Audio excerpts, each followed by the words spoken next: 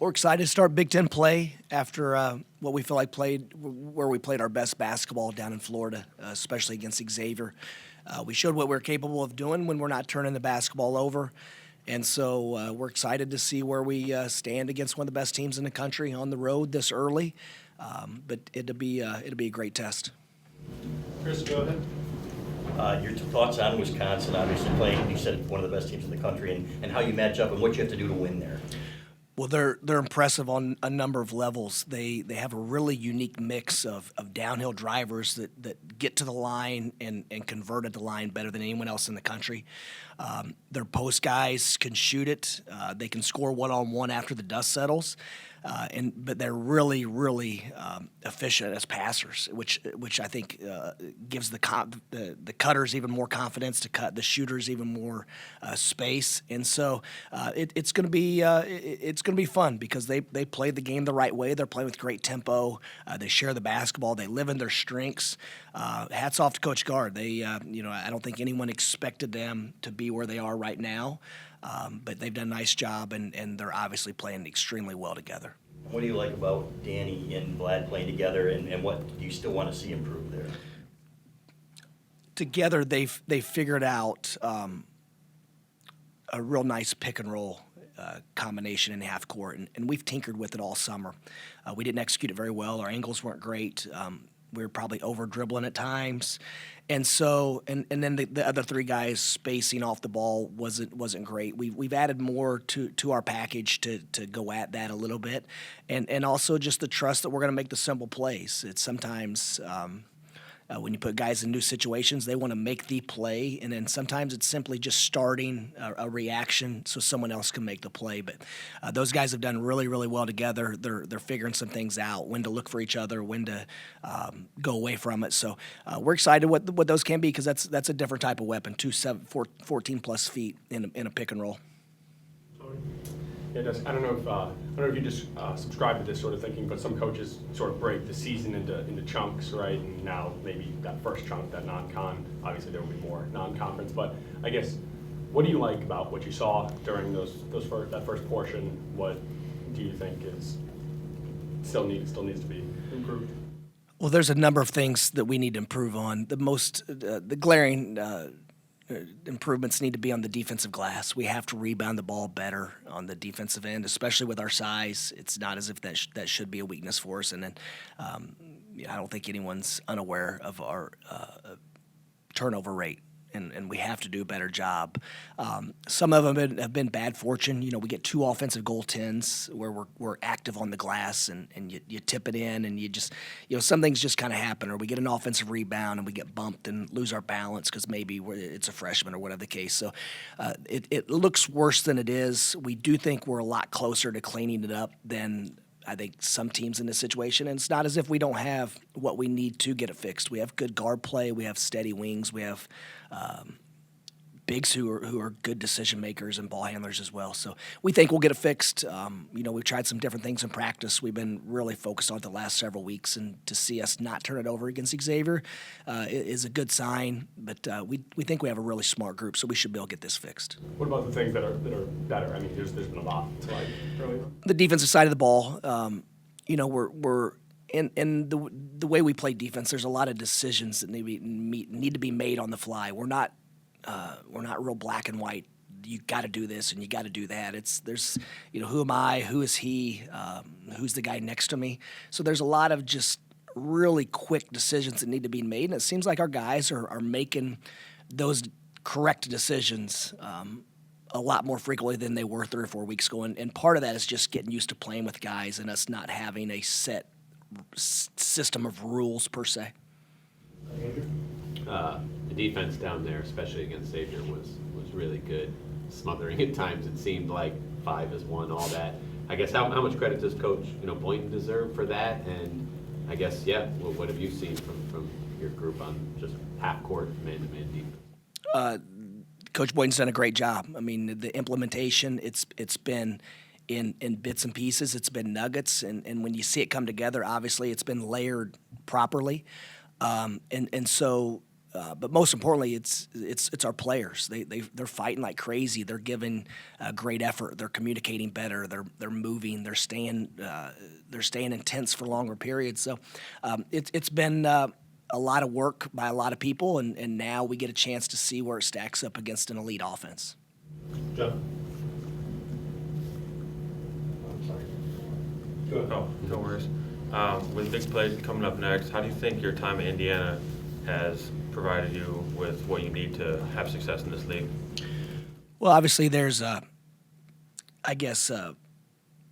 feeling of how tough it is to win at Wisconsin and how infrequently teams win there. But as far as anything else, it's been a long time. The game's changed a lot. Personnel's changed. Coaches have changed. Everything's changed. But just the familiarity, we've leaned on Rody Gayle on some of these situations too, and the guys, the returners here, about what they remember about playing Wisconsin, what they remember about playing at Wisconsin, and things like that. So, it's a cumulative effort as far as my experience at Indiana. Nothing more than just sitting our first row, thinking, "Man, this is very daunting at times." But we built this roster to be in position to win games like this. So we're confident yet excited. Yet, like you said, breaking the season up into 3 parts. That's typically what we do. It's very difficult right now because we need to. That first part's not over, but it needs to be. Now we need to be ready for part 2 and then flip back to part 1. So once again, I don't mind it. It's different if this adds attention to the game. If this is good for TV, I don't care. Ideally, you get through a non-con play and play conference, but if this helps the game, helps our university, helps the league, whatever the case, then I'm all for it. It'll be fun. Both teams have the same thing going on. Coach, speaking of Rody Gayle, what do you expect he can give your team at entering these Big Ten games? And have you seen him since Saturday to gauge his reaction to a certain football game? Well, in the group chat, there was definitely a reaction from Rody Gayle. He's a Wolverine, so he was excited about that. And what an inspiring performance by that group to go on the road in that situation against a team that's stacked with talent. And obviously, they've played at a very high level this year. And for us to go in and be consumed with winning and doing it together like they did, it was an inspiring performance by our football team. But back to Rody. Rody, when he's locked in, he's extremely disruptive. He's making shots at a high rate. I think he'll get to the foul line a little more than he is now. And part of that is with the bigs and figuring out the spacing and when to drive and when not to drive. But we need Rody to impact the game every possession he's on the court because he's capable. He's such a good athlete. He's such a good rebounder. He's got great lateral quickness. So his role for us is simply to be one of those guys that impacts every single possession through the big plays, but also the invisible plays.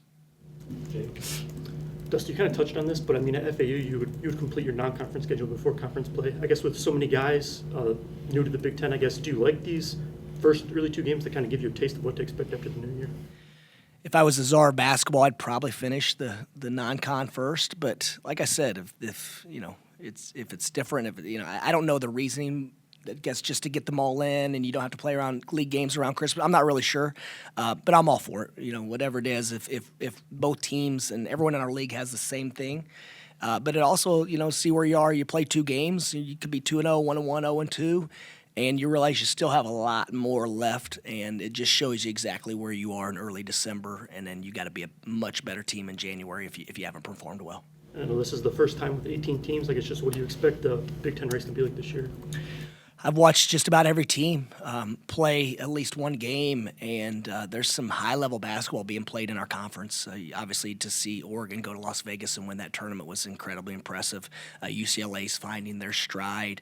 Washington, what a job that Coach Sprinkle's done. They've beat some maybe not marquee name teams, but they beat some good basketball programs. They're playing better, and it seems like the guys on the roster are outperforming their expectations. So those are just the ones from the West Coast, and then obviously the Purdue's been Purdue, and Michigan State played really well in Maui. So it is what we thought it was. You played your best game this last game against Xavier. What did you do to get them locked in at the beginning to see them come out like that, especially the 2 big guys? Coaches, we can sometimes be a little bit too much coach speak, but when you're playing a ranked team for the first time, you're playing a great program like Xavier, you're playing Xavier's, they've been doing this at a high level for a long time. So our guys all have a lot of respect for the players and coaches they have there now and the history of that program. So I do think they're a little more excited to play because it was a ranked team naturally. I think playing for a championship for the first time, obviously it's not as if there's one champion of all these things, but if you're playing for a tournament and you're playing for a trophy, then I think there's a little bit of added incentive to play harder. But also the feeling that we're getting better and we're playing better as a group, I think is another thing that gives us energy. When you look at the shot charts after every game, it seems like the opponent has a lot of in between, other twos, and then you guys layups, threes. I mean, how pleased are you with that, offensively and defensively? A little bit surprised that I think we're 7th or 8th in giving up assisted baskets. Usually we're 1 or 2 in the country, and that's the goal, especially now with our positional size, to force tough contested twos. I would say that's probably a result of us turning the ball over and some teams getting some assists in transition because of our offensive woes at times. But yeah, we like where we are defensively. When you look at our shot charts, we took probably a few tough mids at the end of shot clock that we still could have generated a better look in Florida. But our guys have bought into taking the highest value shots. That's getting to the rim and catch and shoot threes and doing it together, getting assisted baskets. We're hunting assisted baskets for a number of reasons, and hopefully our guys enjoy that they're all involved. They should all feel good about every basket because they had a role in creating it. How do you stress that, I guess, in practice, the value of each shot? We provide information. It's expected points per every single shot on every single spot on the floor. Our guys are aware of every single game.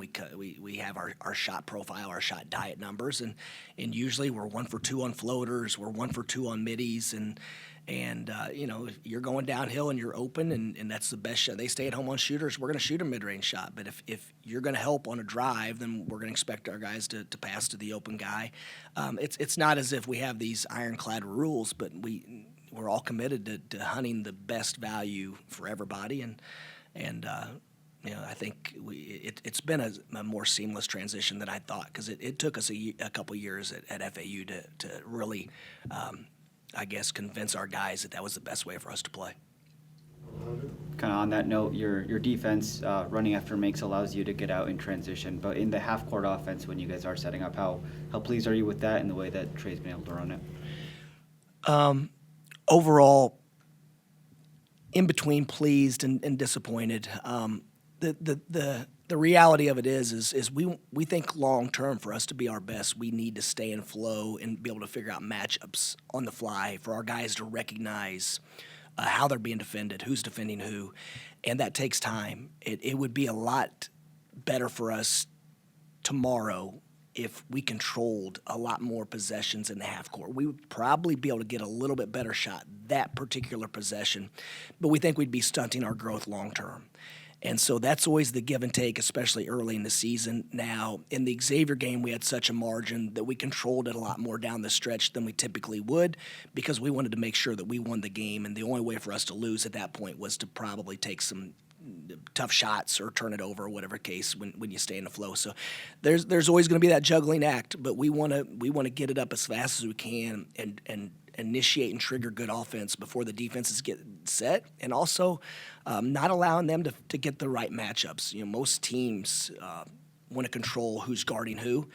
That's less of a concern for us, but for other teams. So if we can get it up quickly, because of our switching, they're usually cross-matched initially. So if we can find those matchups and we can find those advantages before having to call a set, then usually the other team's going to be a little bit more disorganized than they'd be otherwise. John Beilein told us that if Trey Donaldson's the leader that he thinks he is, he could be one of the better point guards in the country. What have you seen from him in that area, and does he have room for growth there, or is he the guy you thought he'd be? He's who we thought he would be. It's been extremely gradual. Trey is a guy that on game night he has a different gear, especially as we've seen in the second half when he comes out of halftime really motivated. He's putting pressure on the other team's defense by pushing it up quickly. His defense continues to improve. He's shooting with efficiency. He's finishing around the rim better. His assist to turnover ratios is creeping up to 3 to 1, which is elite level. And so Trey is the best part of it, though. He's continuing to improve. He's played really, really well. I mean, he's playing like an all-league guard, and he's improving incrementally as well. Does this kind of feel like a veteran team almost in terms of, obviously they've been playing together long, but you've got so many guys that have so much experience? Yeah, these guys have all been through conference battles. I mean, Trey Donaldson played at Auburn, and they were in a lot of big games, and he's just playing a bigger role. And that's sometimes that's the reason you leave a place, just to have more opportunity, more of a role. He played a lot there. He started there on a really good at times. So he's been as good as we'd hoped, and we need him to keep getting better because he's got much more room for growth and a very, very high ceiling. I mean, he's a talented young man.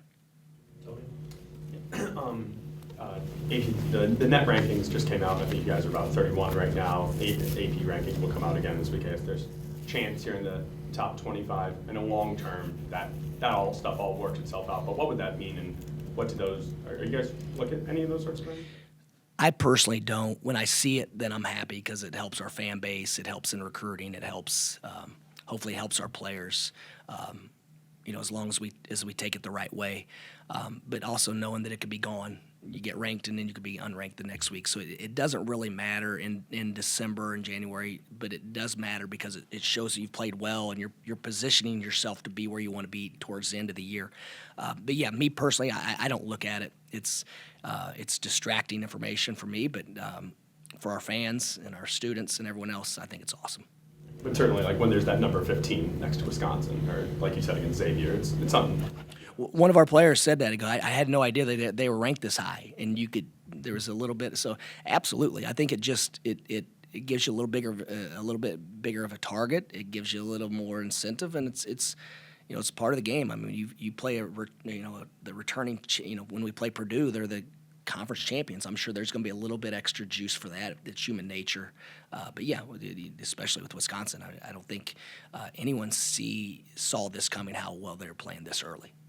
Got time for a few more. We'll go Andrew and John, and then Dennis. That was mine, and nothing else. John, go ahead. In your experience, do the turnovers naturally tend to go down as like these guys get used to playing with each other more and used to playing at the pace that you want? Yeah, I'd said the other night that we did a deep dive and trying to figure out like what's a theme, because you're not playing whack-a-mole. You're not just sitting up here hitting everything. And so what are the things that we can fix now? Like, is there a type of turnover that's maybe 30% of them that we can fix? Is if we're turning over every other post feed, do we need to work on post feeding? Do we need to stay away from the post? So when we did a deep dive, we were shocked at how few of them came in transition, in open floor opportunities, at advantage breaks. Our guys were doing really, really well, except the one-on-ones and two-on-twos in the open court. That's really the only transition opportunity we're not scoring at an efficient rate. It was more of just not showing hand targets, not meeting passes, kind of just taking for granted that I'm going to swing the ball and you're going to be open. So there were some things that we needed to fix internally. And then the other side of it was just some guys were simply trying to do too much. We were trying to make the great play instead of, they defended that pretty well. Let's just get to the next thing. So there's layers on layers, but I do think guys getting more comfortable playing with each other has helped that, because if you don't force the over, you're going to be in a crowded space, and you're more likely to turn over in a crowded space. If you're setting a ball screen and you do force the over, you're probably going to create some form of advantage, and then we're at least going to have the next play to make. Dennis, you want to close this out? You know Golden's skill set better than anyone. Do you want him, when he's close to the basket, do you need him to be moving forward, trying to jam the ball? There's been a few where he's maybe missed a few. Or do you want him to be meaner around the rim like that way? Yeah, the beauty of being a big guy, you get a lot of unsolicited advice from a lot of people. Like, here's all you have to do is just dunk it, right? Like, there's not another 7-footer between you and the basket. Yes, do I want him to dunk it more? Absolutely. Do we need to generate more dunks for him? He had a very high dunk rate last year. What I've told him personally is I trust you, your instincts. I do want you to be a little more aggressive and hungry around the basket, a little more powerful. dunk it.